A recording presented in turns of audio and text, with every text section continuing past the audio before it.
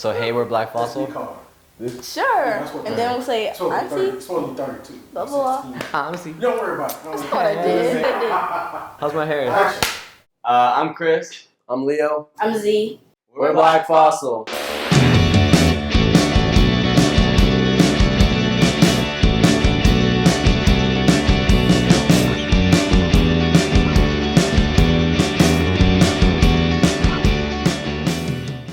So how did we meet? Me and Leo met in junior high in band, and later on I met Chris because we were in the same drum line in high school.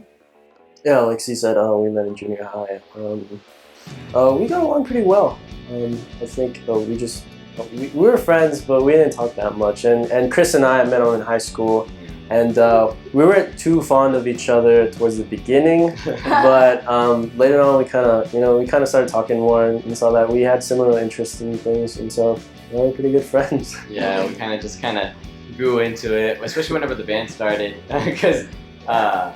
We were forced to like each other. Yeah. Kidding. No, we really just kind of like grew into our element with each other. We kind of started understanding each other more. Like playing with Z in the drum line, you kind of get a bond like that. But then playing with Leo, that started growing really cool like that.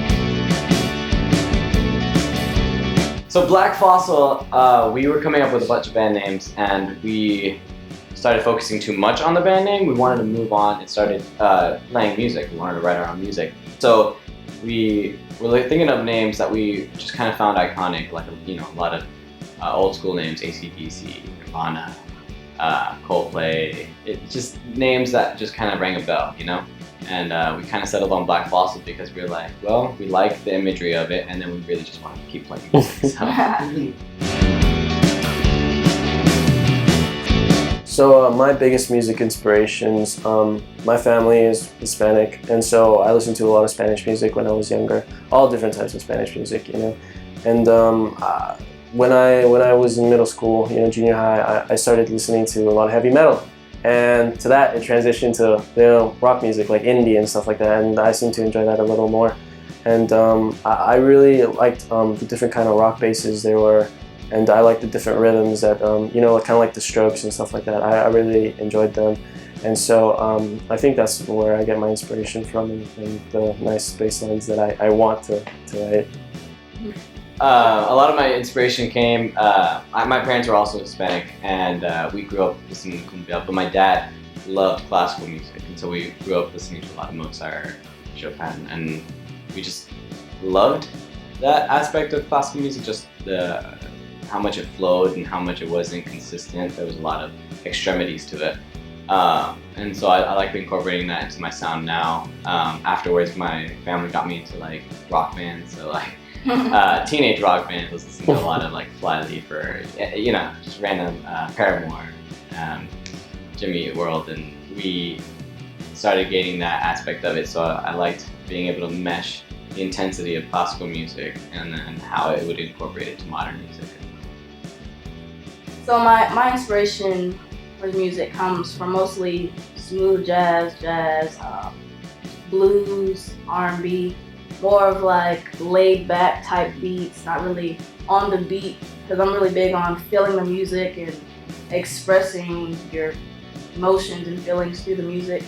So I really try to incorporate that through drums, which is not easy because drums, kind of just bang on them, but it really takes concentration and skill to really make music out of drums. My dream performance would be like the biggest audience possible. I love big audiences, like all the music, the dancers, just all out. When my parents when they first moved here, they were living in New York, and they told me a lot about things about it, and I really like New York, so I think my dream show would have always just been Madison Square Garden. Whenever we start writing a song, it depends. We kind of just take inspirations from different things. Like we'll all have an idea that we start thinking about at home, and then whenever we come to the band rehearsal, we all put it together. We just really just take whatever we were thinking about throughout the week and put it into the song. We like to create music that way from experience.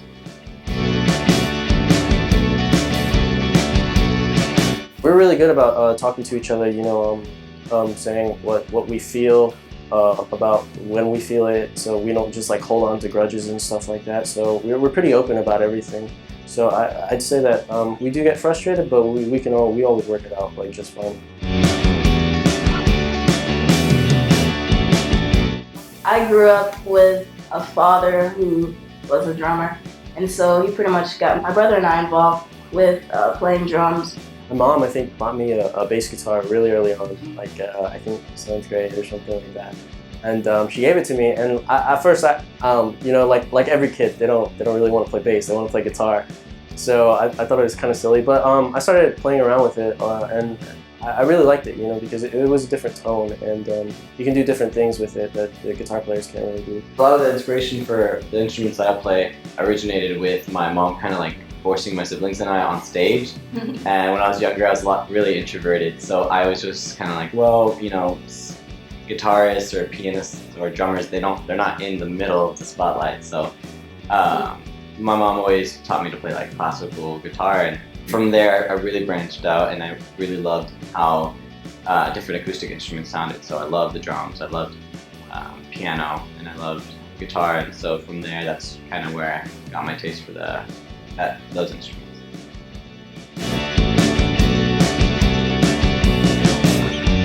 There's a place out in Dallas called the Curtain Club, and it was our first show that we had ever played as a band, and we just, I don't know, it really just kind of like clicked.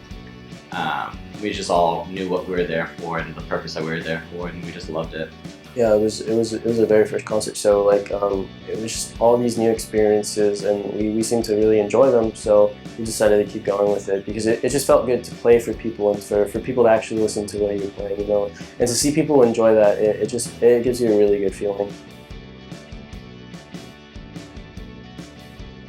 I don't see this band stopping anytime soon. I feel like there's a lot of great things in store as far as the band and how people react to our band.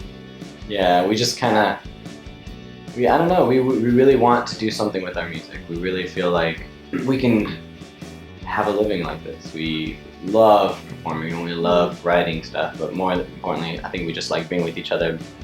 And I don't know, just whenever you have something good, you don't want to let it go. We click really well, and whenever we play music, it comes naturally because we just look at each other and we already know what we're gonna play. It's just this connection we have musically and personally.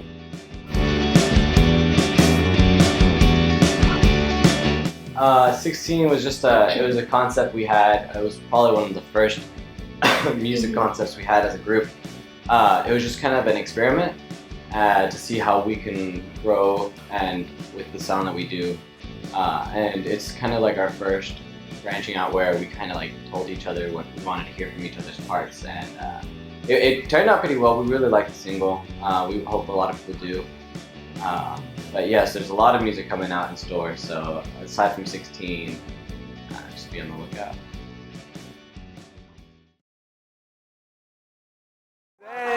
I don't want my guys are stupid.